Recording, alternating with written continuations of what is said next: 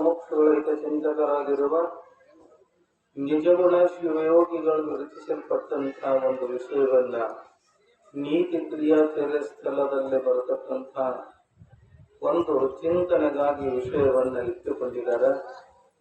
ಗುರು ಶಂಭು ಲಿಂಗದಿಂ ಪರದೈವ ಮುಂದೆ ಪ್ರಥಮದಲ್ಲಿ ಹೇಳಿದರು, ಶ್ರೀ ಗುರು ವಚನದಿಂದ ಅತೀತ ಸುದ್ದಿ ಉಂಟೆ.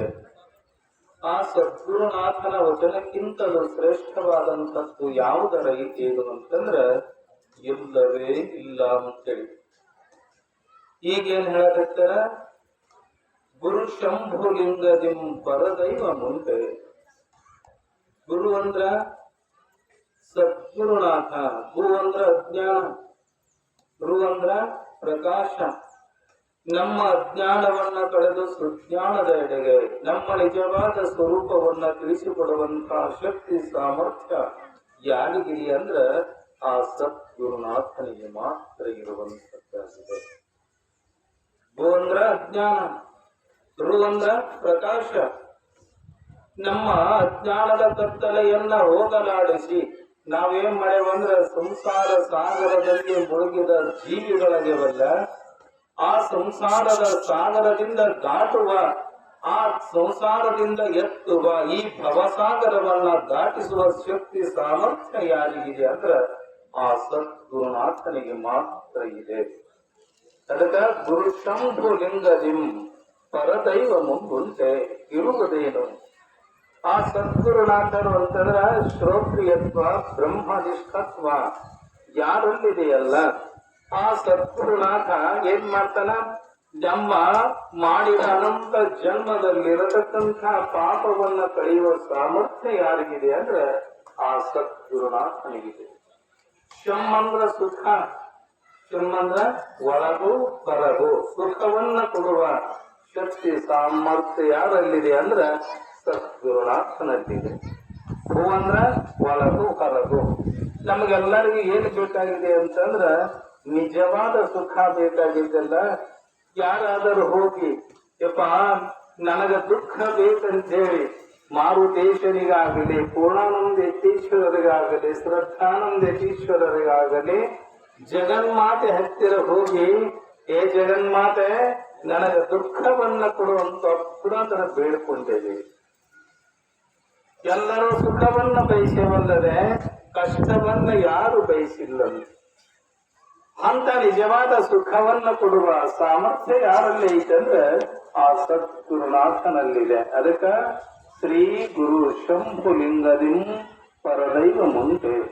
ಶ್ರೇಷ್ಠವಾದಂತ ದೈವ ಯಾರದಾರಂತಂದ್ರ ಆ ಸದ್ಗುರುನಾಥನಕ್ಕಿಂತ ಶ್ರೇಷ್ಠರಾದರು ಈ ಜಗತ್ತಿನಲ್ಲಿ ಯಾರ್ಯಾರು ಇಲ್ಲ. ಬಂಧು ಬಾಂಧವರು ಬಂದುಂಡು ಹೋಗುವರು, ಬಂಧನವನ್ನ ಬಿಡಿಸುವ ಶಕ್ತಿ ಸಾಮರ್ಥ್ಯ ಅವರಲ್ಲಿ ಇಲ್ಲ. ಅದನ್ನ ಬಿಡಿಸುವ ಸಾಮರ್ಥ್ಯ ಯಾರಿಗಿದೆ? ಆ ಸದ್ಗುರುನಾಥನಿಗೆ ಮಾತ್ರ ಇರುವಂತದ್ದಾಗಿದೆ.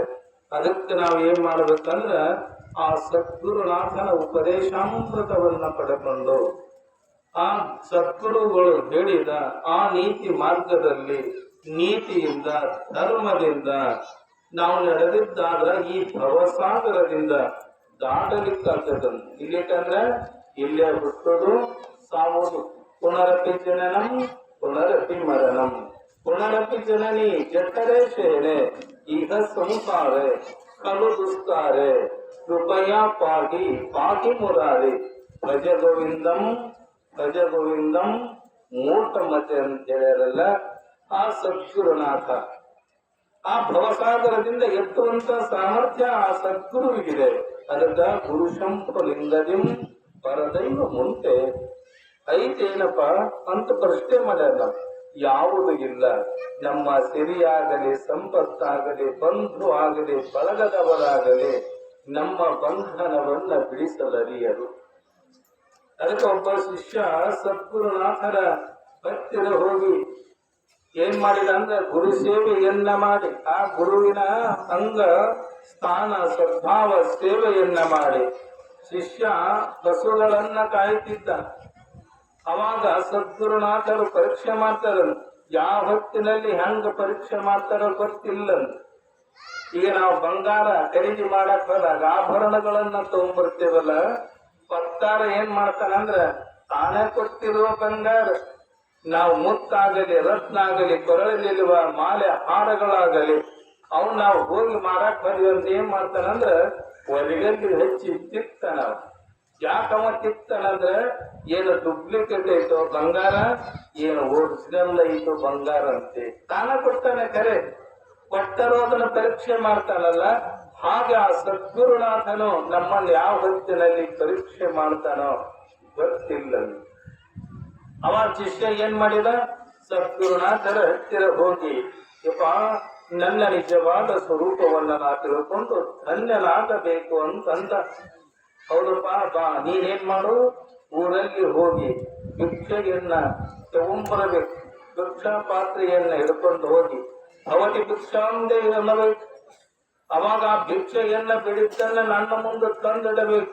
ನಾ ಕೊಟ್ಟಾಗ ತಿನ್ನಬೇಕು, ಇಲ್ಲಿ ತಂದ್ರೆ ಉಪವಾಸ ಇರಬೇಕು ಅಂತ ಗುರುಗಳು ಹೇಳಿದ್ರು.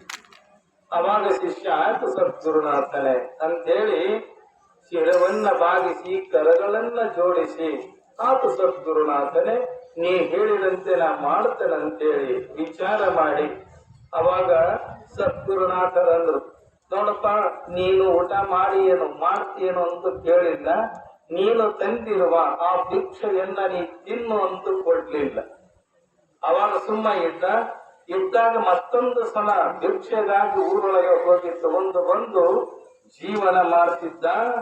ಅವಾಗ ಗುರುಗಳು ಹೇಳಿದ್ರು, ನೋಡಪ್ಪ ಒಂದೇ ಸಲ ಹೋಗ್ಬೇಕು ಊರೊಳಗ, ನೀ ಹೋಗಿ ಭಿಕ್ಷೆಯನ್ನ ತಗೊಂಡು ಬಂದಿ ಅಂದ್ರ ಮತ್ತೊಂದು ಸಲ ಹೋಗುವ ಅಧಿಕಾರ ಇಲ್ಲ. ಈ ಗುರುಕುಲದಲ್ಲಿ ಮತ್ತ ಶಿಷ್ಯರದಾರಲ್ಲಪ್ಪ ಅವ್ರಿಗೆ ಬೇಕು ಅಂತೇಳಿ ಸದ್ಗುರುನಾಥ ಹೇಳಿದ. ಆಯ್ತು ಗುರುಗಳೇ, ನೀವ್ ಹೇಳಿರಿ ಅಂದ್ರೆ ಹಂಗ ಮಾಡ್ತೇನಂತ ಏನ್ ಮಾಡಿದ, ಹೋಗುವುದನ್ನ ಶಿಷ್ಯ ಬಿಟ್ಟ. ಈಗ ಹಸು ಅನ್ನ ಬಣ್ಣ ಇಲ್ಲದೆ ಎಷ್ಟು ದಿನ ನಾವು ಇರಬಹುದು?